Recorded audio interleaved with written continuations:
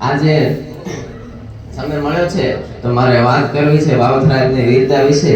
આમ તો આપણી ભારતની ભૂમિ એ વીરતાની ભૂમિ છે કે શબ્દ એક શોધું ત્યાં સરિતા નીકળે અને કૂવો જ્યાં ખોદું ત્યાં સરિતા નીકળે। અને અજબ તાસીર છે આ ભારત દેશની કે મહાભારત 52 ગીતા નીકળે। કેવા 18 દિવસના યુદ્ધ થાય અને એમાંથી મહાભારત જેવો એમાંથી આપણને શ્રીમદ ભગવદ ગીતા જેવો ગ્રંથ મળે છે।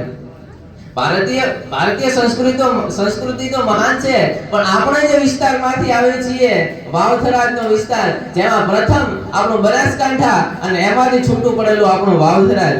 બનાસકાંઠા માટે થઈને કવિ તો એમ કહે કે ઉત્તરમાં અંબાજી આસન ને ઢીમાગઢ ધરણીધર, ઈ પાલનપુરમાં પાતાળેશ્વર પૂજાતા પરમેશ્વર, રણને કાંઠે કરે રખોપા અને છેક નડેશ્વરી થી નાતો, ઈ સૌથી ન્યારો સૌથી પ્યારો મારો બનાસકાંઠો।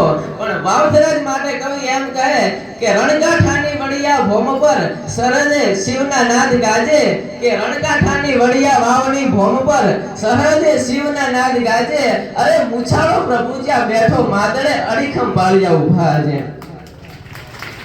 દુનિયાની અંદર નજર કરો સાહેબ કે તમે જ્યાં પણ જો ત્યાં મૂછો વગરના કૃષ્ણ જોવા મળે તમને, પણ જો મૂછો વાળા કૃષ્ણ જોવા હોય તમારે તો વાવના પાદરોથી ધક્કો ખાવો પડે સાહેબ। જ્યાં ભગવાન શ્રી કૃષ્ણ પણ વાવમાં આવ્યા હતા ને ત્યારે મૂછો રાખતા થઈ ગયા હતા, એ વાવની ધરતીની ખમીરાત છે સાહેબ। અને વાવથરાજની વીરતા એ તો ખમીરાત વાળી ભૂમિ છે। વાવની ભૂમિ એ માયકાંગલી ભૂમિ નથી, એ સુરવીરતાની ભૂમિ છે। કારણ કે એક ગામની અંદર હાથ પડે કે ગાયોને કોક વાળી જાય છે, બચાવજો બચાવજો, ત્યારે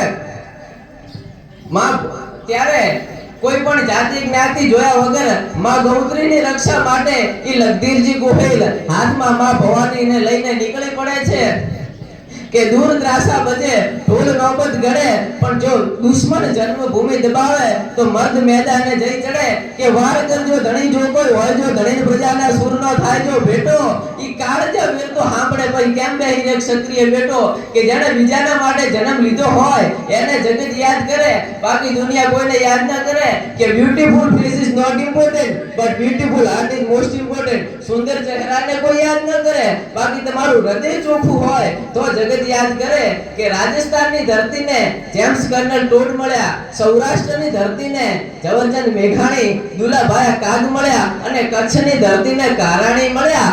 એમ જો વાવથરાજની ધરતીને કોઈ કવિ મળ્યો હોત ને તો આજે ગગનચંદ ઇતિહાસ જગતના પટમાં હાજર હોત। કે દુનિયાની અંદર નજર કરો સાહેબ કે ઘીથી દીવા થાય, તેલથી દીવા થાય, અને તમારું વધારે સત હોય તો દૂધથી દીવા તો થઈ જાય પણ લોહીથી દીવા ન થાય। પણ આ જગતના ચોકમાં હું એમ કહું છું કે દુનિયાના માણસો આવો અમારી વાવની ભૂમિમાં, અને સમલીના પાદરમાં વર્ષો પહેલા દાદો લખો પીરગાયો માટે ખપી ગયો છે। એને એના મિત્રને બારના દીકરાને પ્રજાપતિના છોકરાને સપનામાં આવીને કીધું હતું કે મિત્ર આજે હું યુદ્ધમાં કામ આવી ગયો છું અને મારો હાથ પડ્યો છે, લાવીને સમાધિ આપી દેજે, દુનિયાના દુઃખ ભાગી દઉં। તો કે બાપુ આમાં તો હજારો હાથ પડ્યા છે, હું કઈ રીતે ઓળખું કે આમાં તમારો હાથ કયો છે?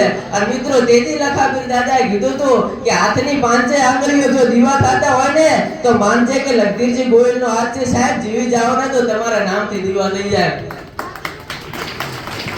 અને એનાથી આગળ ઈ રણછોડદાસ પગી, રણછોડદાસ રબારી, જ્યારે ભારત પાકિસ્તાન નું યુદ્ધ ચાલુ હતું ત્યારે ભારત અને પાકિસ્તાન વચ્ચે યુદ્ધ, ભારતીય ફૌજને જ્યારે દારૂગોળો ફૂટ્યો ત્યારે ઈ રણછોડદાસ રબારીએ પોતાના ઊંટ ઉપર ઈ ભારતીય ફૌજને દારૂગોળો પૂરો પાડ્યો છે। આપણે વીરવર પુરુષોને યાદ રાખવા જોઈએ, એમને ભૂલવા ના જોઈએ। આવા તો અનેક દાખલા આપણી વાવથરાજની ભૂમિમાં થઈ ગયા છે। કહેવાય ને કે ગમે એવી નદી હોય પણ થોડાક પોતાના કીડામાં રહે તો સારી લાગે। એટલે અહીં ટૂંક સમયમાં હું મારી વાણીને વિરામ આપું છું કે